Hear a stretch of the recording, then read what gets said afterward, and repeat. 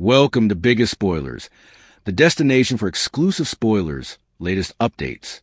The Bold and the Beautiful spoilers reveal that Taylor Hayes may have 6 words for Ridge Forrester after he flip-flops back to Brooke Logan in the end. The jotting is formally on the wall now that Taylor is talking about trusting Ridge and planning their endless future. Does anyone really believe Ridge is able of staying with one woman indefinitely? The only thing endless for Ridge is the fact that he's a ever-wise lemon. Ridge's waffling ways will no doubt come back to suck Taylor down the road and make her remorse this reunion. It's just a matter of time until Taylor's drowning in her own gashes and wishing she'd defied getting back together. Taylor was staying in the bodies when Brooke betrayed Ridge by snatching up the CEO position, indeed if Brooke claims she had the right intentions. Of course, that was on top of the other conflict that had formerly agonized Ridge and Brooke's relationship. Brooke wasn't happy about all Ridge's name-calling when it came to Hope Logan. We also see Aunt forget Ridge claimed on moving out when Brooke refused to protest her own son off the property. Effects are still tense between Ridge and Brooke right now, and it's possible the situation will get worse before it gets better. That said, B&B has constantly played Brooke and Ridge up as a fortune couple that's always going to come back around. Brooke made a vaticination about being back together with Ridge by Christmas 2025, so we've every reason to believe they'll reunite by also. After Taylor becomes the clunker of this love triangle formerly more, will she eventually learn her assignment? Will Taylor decide she can't keep going down this doomed romantic path with Ridge when he's only going to devastate her? If so, Taylor may say these 6 words to Ridge after he chooses Brooke and leaves her crushed. "You'll no way break my heart again." It'd be nice for Taylor to eventually wise up to the pattern and see that Ridge will no way give her the pious stability she's pining. The Bold and the Beautiful spoilers say Taylor may be in for a rude awakening once Brooke's reunion comes true, so stay tuned for updates on any other big romantic news. In the grand, sun-drenched tapestry of Los Angeles, where fortunes are made and hearts are routinely shattered, the Forrester, Logan, and Spencer families often mistake passion for permanence. They build their lives on foundations of intense love and searing hatred, believing the next dramatic chapter will be their last. But true consequences are often as ephemeral as a California sunset. However, in the coming weeks, The Bold and the Beautiful is poised to deliver a seismic event that promises to be different, a story not of simple affairs or business rivalries, but of life, death, and the soul-crushing weight of regret. The impending crisis surrounding Brooke Logan's sudden collapse will serve as a brutal baptism, forcing every character to be submerged in the chilling waters of their own choices, emerging forever changed. This is not merely a plot point, it is a catalyst. As Brooke lies suspended between this world and the next in a sterile hospital room, the very fabric of her relationships will be tested. At the center of the maelstrom stands Ridge Forrester, her husband, her destiny, her Logan, now a man utterly broken by the terrifying realization that his stubborn pride may have cost him the love of his life. The tears he sheds will be more than grief, they will be an acid wash of penitence, scouring away his arrogance to reveal the raw, terrified man beneath. Encircling this scene of profound sorrow are figures poised to weaponize this tragedy. This is the story of how a medical emergency becomes the crucible in which futures are forged, and where angry threats are born from a wellspring of protective fury. The calm before the storm, a celebration shattered. The chain of events begins, as it so often does, in an atmosphere of joy. The recent christening of baby Hayes Finnegan was meant to be a symbol of new beginnings, a sacred moment of unity for a family perpetually fractured. The air in the Forrester mansion was thick with hope and forgiveness.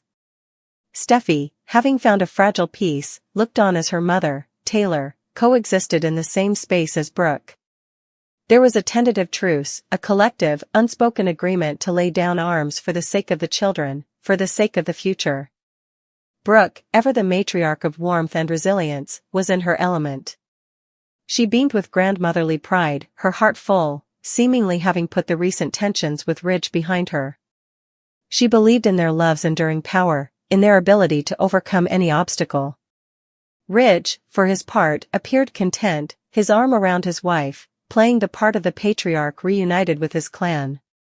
But beneath the surface of this picture-perfect scene, unresolved resentments simmered. The shadow of his recent waffling, the ghost of his connection to Taylor, and the constant, low-grade interference of Sheila Carter, who, despite her supposed redemption, remains a specter of chaos, created fissures in the foundation. In the days following the christening, these fissures began to crack open. A seemingly minor disagreement between Brooke and Ridge escalated, fueled by past betrayals and present insecurities. Perhaps it was about Sheila, or about Thomas's constant presence, or about the ever-looming legacy of Bill Spencer. The topic was almost irrelevant, it was the intensity that mattered. Words, carefully chosen for their maximum destructive potential, were hurled across their living room. Ridge, the master of the dramatic exit, delivered a final, crushing ultimatum before storming out, leaving Brooke alone in the home they built together, her heart feeling as hollow as the echoing slam of the door. This is where the first thread of the tragedy begins to weave. Alone and emotionally devastated, Brooke's legendary strength falters. The stress, the heartache, the decades of emotional whiplash finally take their toll. A sudden, dizzying wave of nausea and weakness overcomes her. A sharp, inexplicable pain radiates through her body.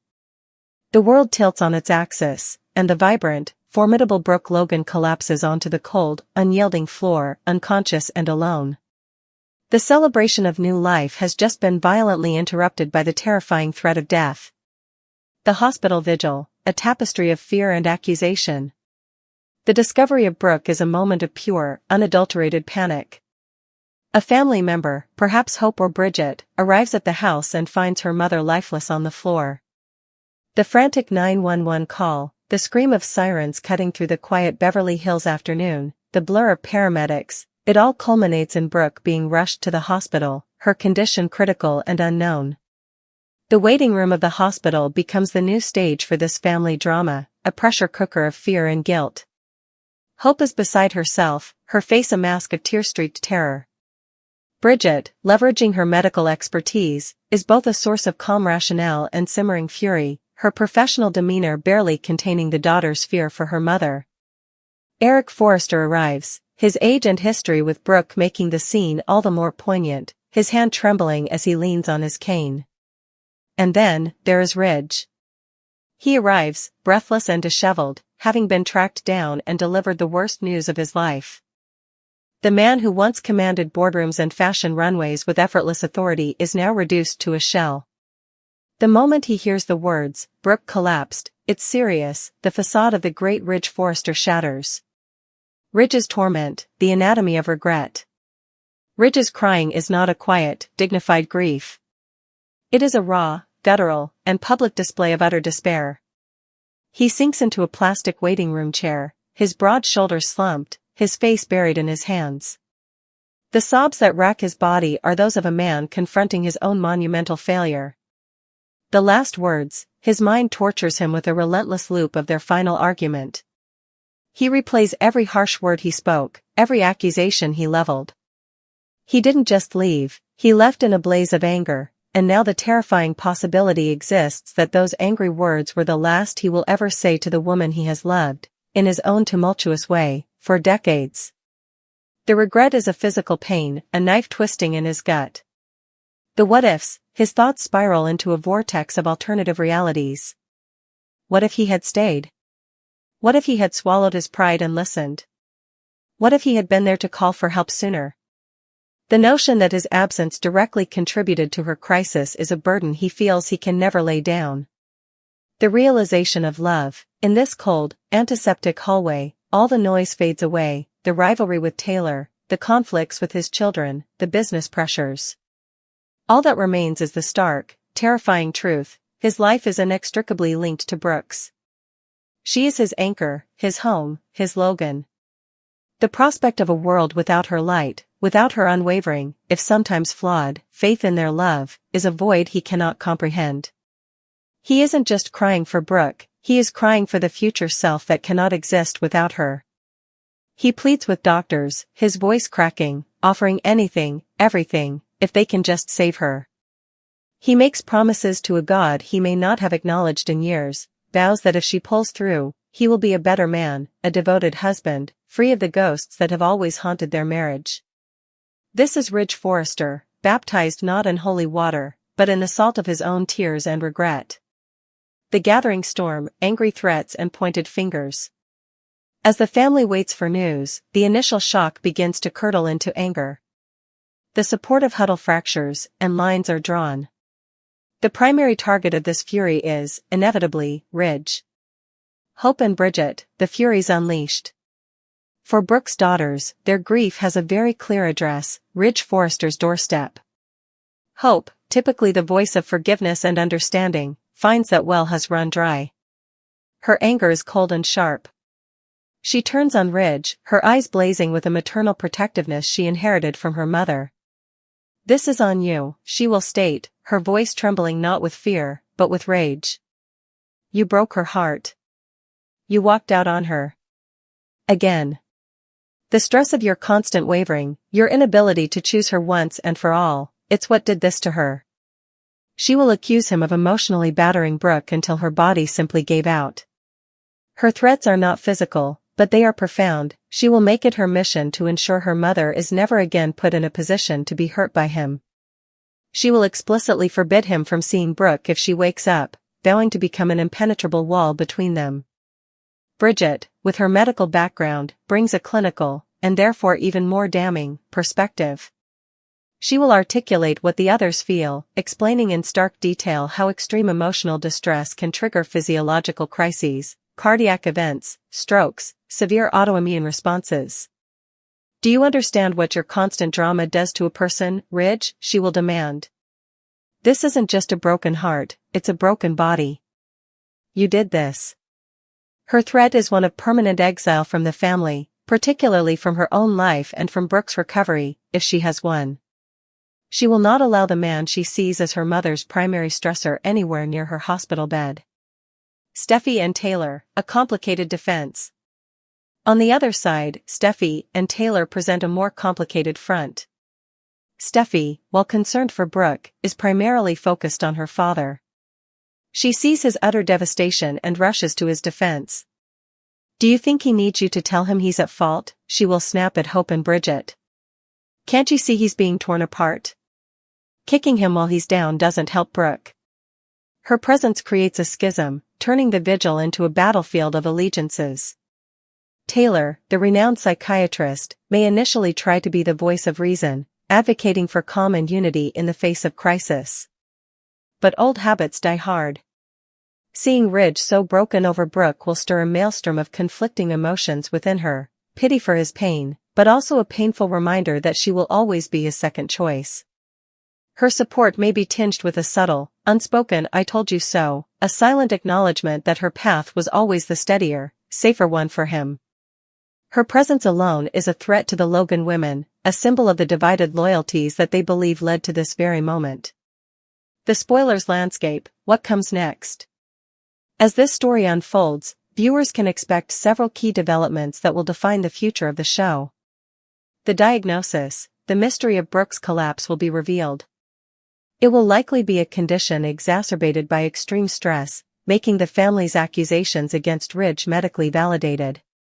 It could be a rare toxin or something related to a past health scare, but the narrative purpose will be to underscore the physical cost of emotional trauma. Ridge's penance, Ridge will not defend himself. He will fully accept the blame, wearing his guilt like a hair shirt. He will become a permanent fixture at the hospital, refusing to eat or sleep, a night keeping a vigil for his queen. This period of utter self-flagellation will be a defining chapter for his character, potentially setting him on a path of genuine, lasting change. The threat escalates. Hope and Bridget's threats will not be empty.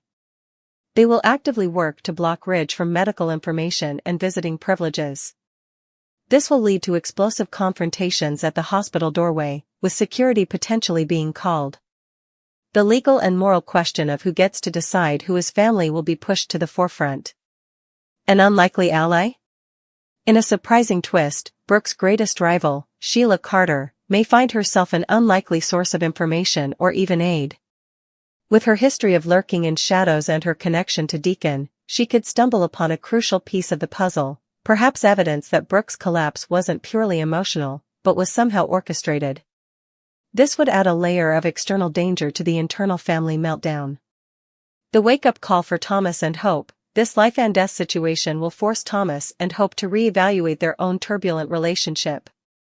Witnessing the absolute devastation that unresolved conflict can cause may either push them closer together, determined not to repeat the sins of the past, or drive them permanently apart, fearing they are doomed to the same cycle of pain.